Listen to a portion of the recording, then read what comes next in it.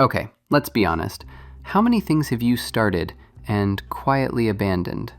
A guitar collecting dust in the corner, a language you swore you'd master this time, a course, a business idea, a fitness plan, a creative project. All started with excitement, all left unfinished. And you probably blamed yourself. I lack discipline. I just don't have what it takes. I can't stick to one thing. But here's the real reason you can't stick to anything. It's not because you're lazy, not because you're broken, not because you're weak-willed. In fact, research suggests almost the opposite. People who struggle to stick with things often have strong curiosity, high intelligence, and a brain that learns very fast at the beginning. Yeah, plot twist. To understand why you keep giving up, we have to start at the part nobody questions, why starting feels so easy. Whenever I begin something new, I feel alive.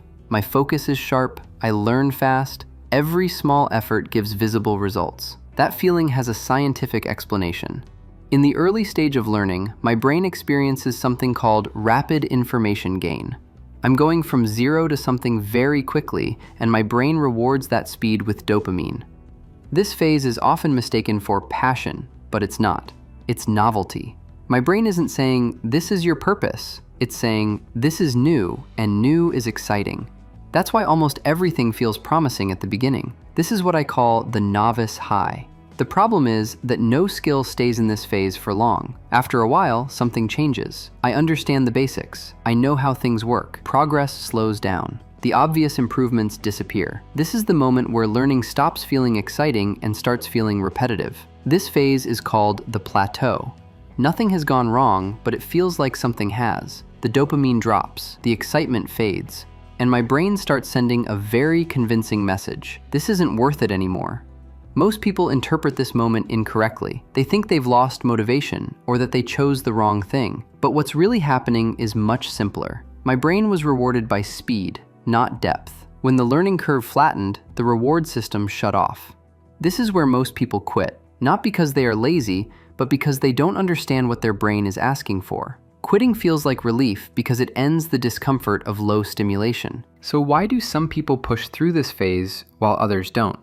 The difference isn't personality. It's not talent. It comes down to whether a specific part of the brain has been trained. There is a region in the brain called the anterior mid-cingulate cortex, or AMCC. You don't need to remember the name. What matters is what it does. This part of the brain activates when I do something I don't want to do.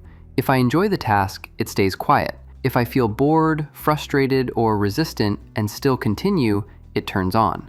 That's why I think of it as a muscle. Like any muscle, it grows when it carries weight and shrinks when it doesn't. Here's the uncomfortable truth. Every time in the past that I felt bored and quit immediately, I wasn't just stopping the task. I was teaching my brain that discomfort means escape. Over time, that muscle weakened. So now, even small resistance feels overwhelming. A difficult chapter, a slow practice session, a moment of confusion, my brain reacts as if it's too much. This isn't a character flaw. It's not a lack of discipline. It's a lack of training. And the good news is that this muscle can be trained at any age, but only if I stop trying to rely on motivation and start using the right strategy. That strategy is simple. I call it the 15% push. When I feel the urge to quit, not hours later, but right in that moment when boredom appears, I don't force myself to power through the whole task. That usually backfires. Instead, I continue just a little longer, about 15%. If I plan to read 10 pages and I want to stop at 3, I read one more page. If I plan to practice for 20 minutes and want to quit at 12, I stay for 15. Then I stop. That small extension is the training. That moment of doing what I didn't want to do is what activates and strengthens the AMCC. Not passion, not inspiration, just a tiny act of resistance. Over time, something subtle changes. The plateau stops feeling unbearable. Boredom becomes tolerable. Quitting stops feeling automatic. And slowly, I become someone who can stay, not because it feels good, but because it no longer feels threatening.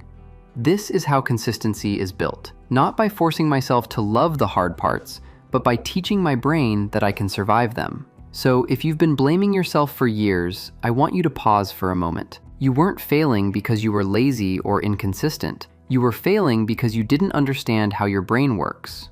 Starting was easy because your brain loves novelty. Quitting happened at the plateau because the dopamine disappeared. And staying was hard because the muscle that handles discomfort was never trained. Once you see this pattern, it stops feeling personal. The goal isn't to suddenly become disciplined or force yourself to feel motivated all the time. The goal is much simpler. Learn to stay just a little longer than your instinct tells you to quit. That small extra effort is what changes your brain over time. You don't need to stick to everything. You just need to learn how to stick through boredom. Once you can do that, consistency stops being a mystery and starts becoming a skill. Paw signing out. Stay sharp, stay weird.